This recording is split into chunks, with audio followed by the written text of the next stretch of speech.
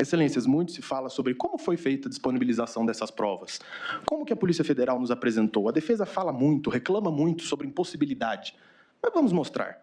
Um e-mail nos foi enviado com um link de um SharePoint da Polícia Federal. Ele é desta forma, uma pasta tal qual no Windows Explorer. E dentro dessas pastas, excelências, nós temos os arquivos, escrito laudo, número alguma coisa. Mas, doutor, qual o tamanho desses arquivos? Não há problema, nós trazemos um exemplo. 128 GB de material compactado. Todo o material constante nesses SharePoints ultrapassa a marca de 20 terabytes compactados, excelências. Descompactado pode chegar à marca de 70, 80 terabytes.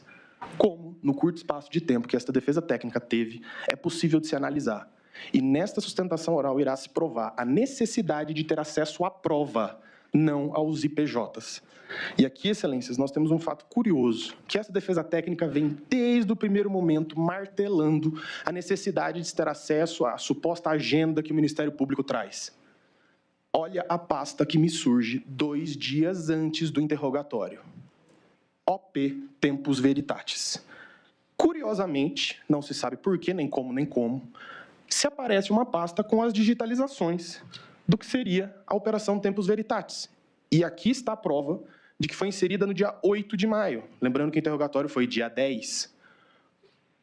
Curiosamente, ao se abrir esse link, nós temos ali uma pasta exclusiva ao General Heleno. Abrindo essa pasta, nós temos outros links, mas aqui já são PDFs.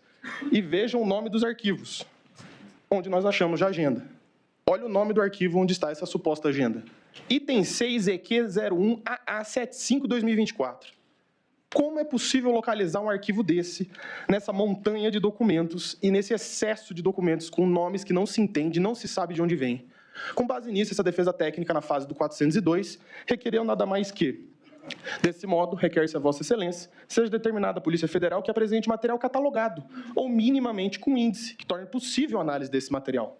Ressalta-se que a nomenclatura utilizada, ofício, e aqui eu coloco números aleatórios, pois não se sabe de onde vêm esses números, torna impossível sua análise, fazendo imprescindível a deferência da presente diligência. Não se pediu aqui mais acesso, haja visto que o acesso foi dado. Curiosamente, pastas iam surgindo após. Mas o que se queria saber é o que tem nisso aqui?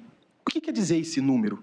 Quais são os ofícios? O ofício 12330 é o celular do general fulano. O ofício 12700 e tanto é o celular do Beltrano. Não se tem como saber. Então, o que foi pedido na fase do 402 foi minimamente uma explicação, um índice, um sumário que assim seja, mas nos foi negado sobre o pretexto de que seria meramente protelatório. O segundo ponto da minha fala é pela nulidade do sistema acusatório e ao direito ao silêncio. E aqui, excelências, eu começo com um ponto bem sensível, que são as perguntas realizadas no dia dos interrogatórios.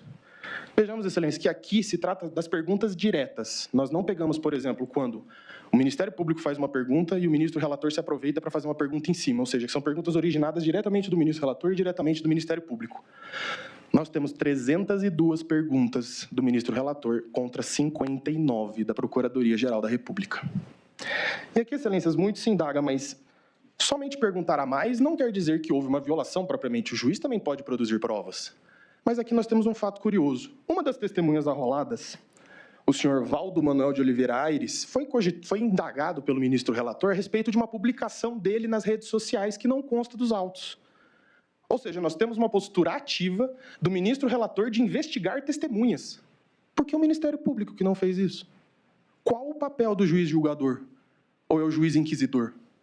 O juiz é o imparcial, o juiz é o afastado da causa. Por que o magistrado tem a iniciativa de pesquisar as redes sociais da testemunha? Não que o ponto não seja relevante, pode às vezes ser irrelevante, mas quem tem a iniciativa probatória, a quem compete o ônus da prova? Ao Ministério Público. E aqui eu trago uma citação bem curiosa, em que fala que é de Ferrajoli a lição de que no sistema acusatório, diante da rígida separação de papéis entre sujeitos processuais, que esse é o ponto característico, não é possível que o juiz assuma a iniciativa da prova, do mesmo modo que o acusador não pode exercer a função de julgar. E aqui eu trago ainda uma outra lição do professor Auri Lopes Júnior, em que ele fala: é da essência do sistema acusatório a aglutinação de funções na mão do juiz. Não existe imparcialidade, pois uma mesma pessoa busca a prova e decide a partir da prova que ele mesmo produziu. E eu trago uma citação aqui do próprio ministro Luiz Fux, na ADI 6298, onde ele traz um curioso pensamento. A legítima vedação à substituição da atuação probatória do órgão acusador significa que o juiz não pode, em hipótese alguma, tornar-se protagonista do processo. E com essa reflexão, excelências, eu venho para o último ponto dessa questão, que é a violação do artigo 5º da Constituição, inciso 53. 43, desculpa. Em que diz o seguinte: o réu, quando do seu interrogatório, apontou o direito do uso parcial ao direito ao silêncio, no qual ele só iria responder às perguntas da sua defesa. Como vossas excelências sabem muito mais do que eu, a Constituição veda o uso do silêncio em prejuízo do réu. E eu indago a vossas excelências, qual a função da consignação das perguntas por parte do juiz instrutor? E aqui mais curioso, o Ministério Público não quis consignar perguntas. Quem quis consignar perguntas foi o juiz. Não houve nem iniciativa do parquê à consignação de perguntas, que seria até um pouco compreensível, ao meu ver. Então eu vos indago, quando se questiona, não vou consignar as perguntas, se o réu não responde alguma pergunta, não prevalece o indúbio pro réu? Então qual a função da consignação das perguntas, se não o constrangimento do interrogando? Ao se colocar as suas perguntas, se o interrogando não responde alguma pergunta, não estaria ele coagido a responder de certa forma? Então, para esta defesa técnica, fica muito evidente e fica claro a questão da nulidade pela violação do sistema acusatório e do direito ao silêncio.